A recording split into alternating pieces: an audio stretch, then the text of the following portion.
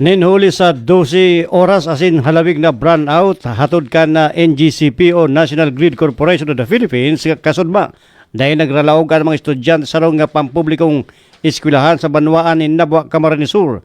Dati sa oras ni klase, mahiling ang mga estudyante sa Santo Domingo Elementary School sa nasabing Banwaan na aktibo sa loob kan classroom. Maging ang mga magurang na naka-standby asin nagabang sa sendang mga aking estudyante an marayo sa bisinidad ka nasabing eskwelahan huli kan naka-schedule na brownout.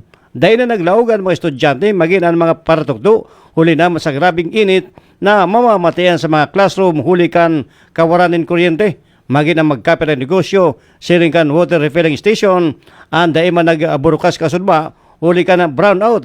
Pigapalsok ang kuryente kasudma sa paagi kana National Grid Corporation of the Philippines o NGCP asin ang mga kasureko digdi sa probinsya ng Camarines Sur kay bana ni digdi ang kasureko 3 digdi sa Rinconada huli sa preventive maintenance na pigdansar sa mga area of coverage na ibalik ang supply ng kuryente kasudma digdi sa Nabwa o kaduman sa Nabwa maalas 6 na nin Banggi.